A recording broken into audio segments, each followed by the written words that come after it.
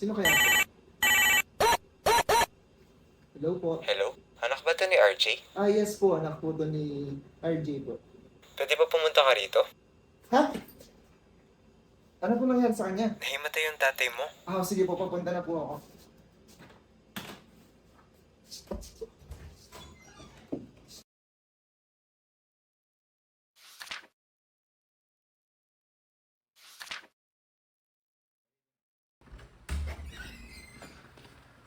Asan po ang papa ko? Ano po nangyari sa kanya? Ikaw ba yung anak ni RJ? Opo, ako po yun. Nandito siya ngayon. Nagpahinga muna namin siya sa sofa. Nandito lang siya kanina tapos nagtatrabaho tapos bigla siya nawalan ng malay. Kamusta naman po siya ngayon? Sabi ng nurse sa clinic, stable na siya ngayon. Yun na lang niya magpahinga, kaya huwag kang mag-alala.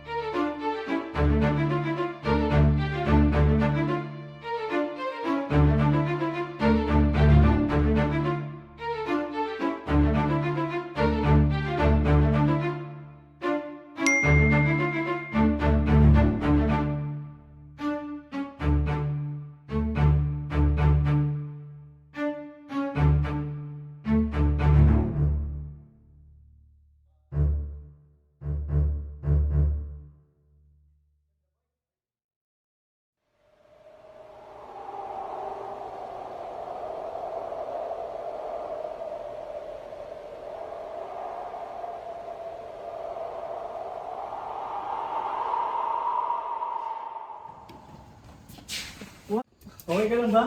Ba't ka nagpapamatay? Hirap kasi nung post namin kanina eh. Kailangan kong i-maintain yung grade ko, napapressure ako. Kailangan kasi yung scholarship namin, need kong i-maintain yung grade ko kahit press lang. Dahil na ngayon, nahihirapan ako kasi yung mama ko kamamatay lang. Tapos nag-quiz kami kanina, bagsak na naman ako. Ganun ba? Gusto ba maglakad-lakad muna tayo para mawala naman yung stress mo kahit paano?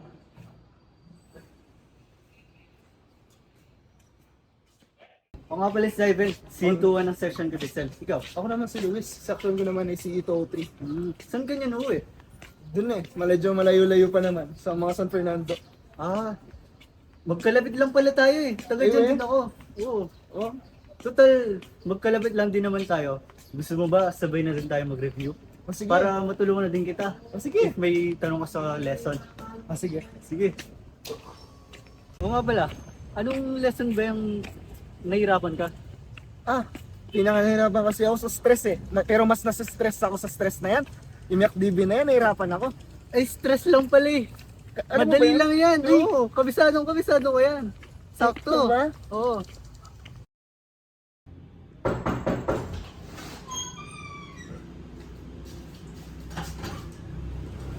Uy, ikaw pala yun. Kanina pa kita hinihintay eh. Dito, pasok ka na. Kasi kanina ko pa kita gusto kong tawagin eh. Hindi ko masolve yung mga problems na sa stress na yan. Nasa stress ako lalo. Sige, asan ba? Tara.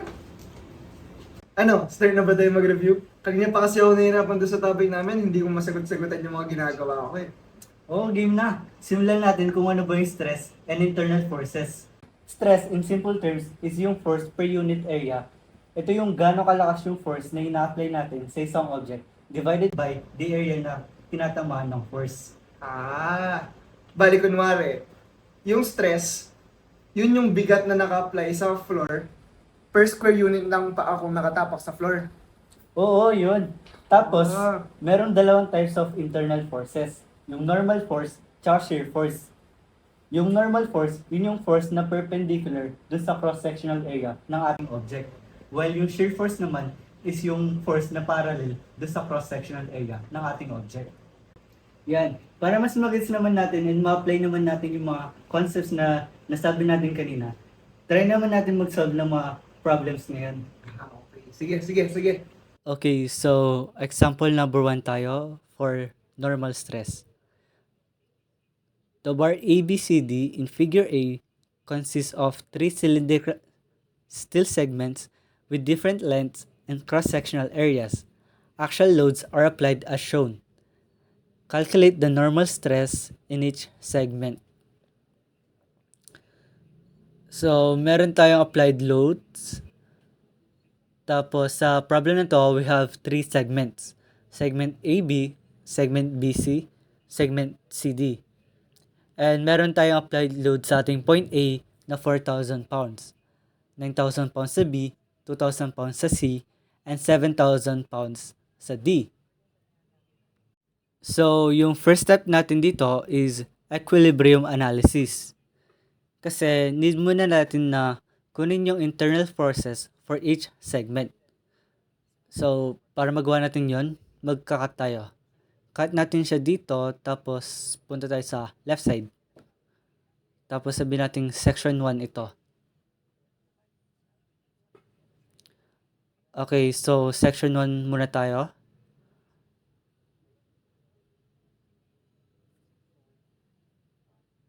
Drawing muna natin yung nakat na section.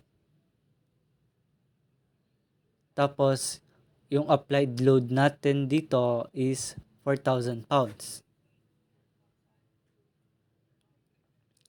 So, syempre, isosolve muna natin yung internal force nitong cut section. Let's say, force FAB ito.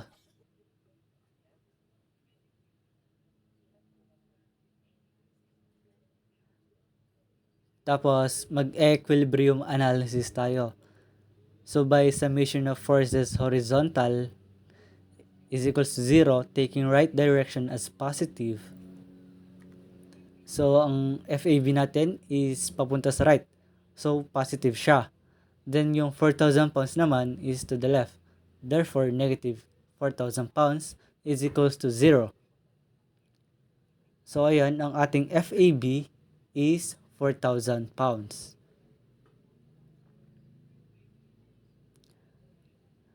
So, next naman, cut naman natin yung sunod na section. Tapos, punta tayo ulit sa left. Tapos, yun na yung section 2 natin. So, at section 2 na tayo, drawing muna natin siya ulit.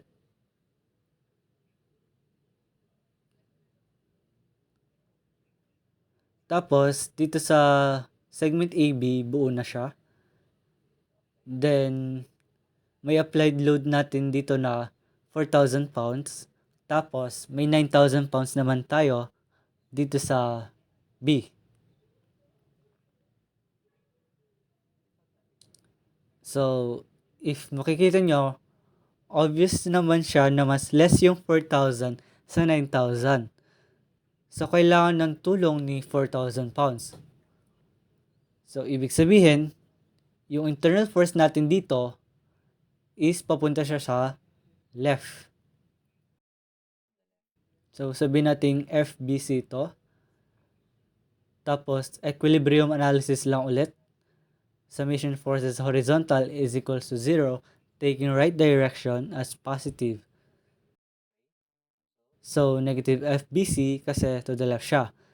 Then, negative 4,000 kasi to the left ulit. Tapos, positive 9,000 kasi to the right siya. Therefore, ang ating FBC is equals to 5,000 pounds. So, next, try naman natin na to the right yung cut natin.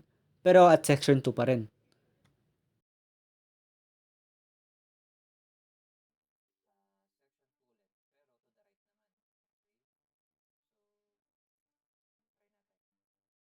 So, at section 2 ulit, pero to the right naman.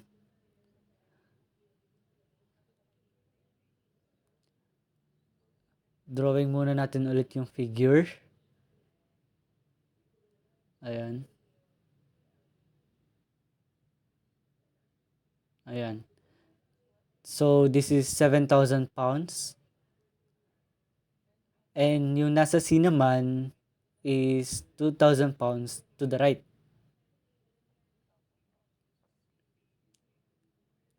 So, dito, yung may kailangan ng tulong is si 2,000 pounds. So, ang ating FBC is to the right dapat siya. So, by summation forces lang ulit, summation forces horizontal is equals to 0, taking right direction as positive. FBC plus 2,000 minus 7,000 is equals to 0. So, ang FBC natin is equals to 5,000 pounds.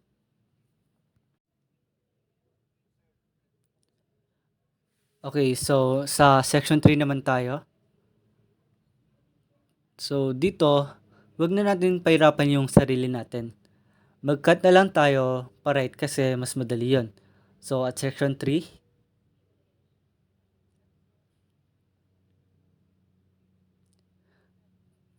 drawing muna natin yung segment CD.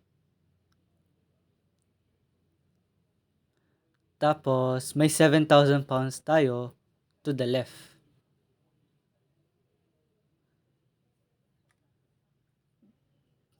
Then, yung FCD natin is papunta sa right.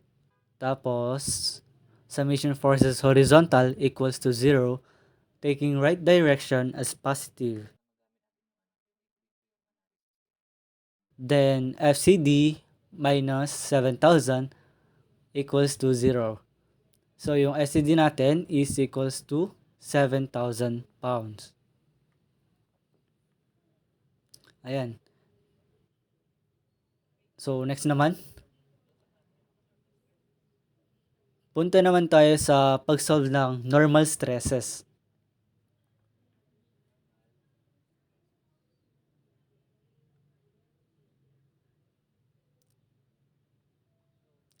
So, at AB, may internal force tayo na 4,000 pounds.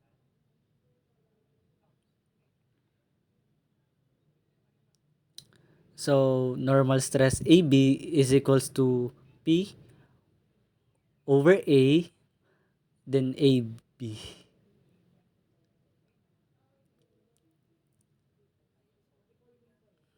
So, dito, sa problem na to, meron na siyang binigay na cross-sectional area. Sa AB is 1.2 inches squared. Tapos, 1.8 inches squared naman. Tapos, yung CD is 1.6 inches squared. So, dito, sa normal stress AB, ang ating P, AB is yung ating 4,000 pounds. Over area ng AB, which is 1.2. So, ang normal stress natin sa AB is, compute muna natin siya, 4,000 over 1.2.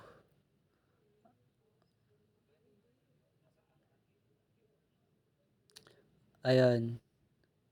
So, 3,333.33. So, since pounds ito, tapos inches squared naman ito, so ang unit natin dito is PSI.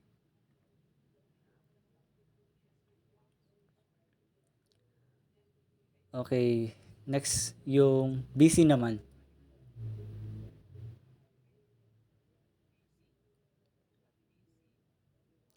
Yung internal force na na-solve natin kanina is 5,000 pounds. So, ang normal stress BC is equals to P over A from B to C. So, yung P natin is 5,000 pounds. Tapos, yung area naman natin is 1.8 inches squared. So, palitan na lang natin to. Palitan natin ng 8. Then, 5 naman yun sa taas. Ayan. So, ang ating normal stress, BC is equals to 777.78 PSI.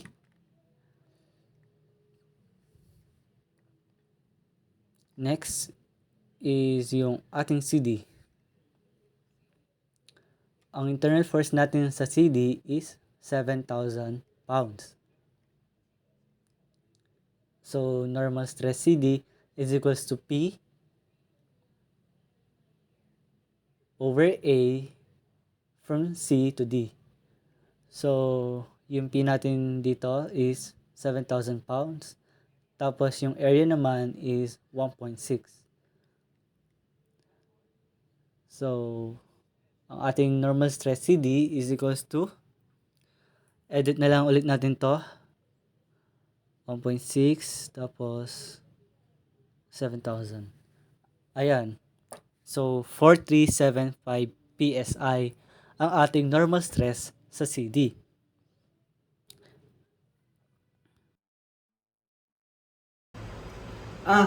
Ngayon nakapag-solve na tayo ng mga problems. Naintindihan ko na lalo yung concept niya at kung paano mag-solve ng mga problem. At least sa susunod na mag-test kami, mas madali na lang sa akin para isolve yung mga stress problems na to. O, di ba? Sabi sa'yo, madali lang to eh. Basic na basic lang yan. Ano, tara labas muna tayo. Tara! Para mas madali natin mag-gets, try natin na humanap ng mga applications about stress. So for example, nakikita mo ba yung mga bakal na yan? Di ba nakakonect yung mga bakal na yan by bolts? Yung bolts na yon, kailangan mag-handle ng mataas na stress para ma-make sure na matibay talaga yung pagkakonect nila. Next naman is itong mga nuts at washers na to. Sila yung nagbibigay ng additional support sa mga bolts. Kailangan nilang ma-handle yung pressure mula sa paghigpit ng bolts para hindi sila lumuwag kapag tumagal. Kaya pala importante yung tamang paggamit ng mga nuts at washers para masiguro natin na safe talaga yung mga structures. Oo, kaya sa mga engineering projects, dapat maingat talaga tayo sa pagpili at pag-install ng mga bolts, plates, nuts at washers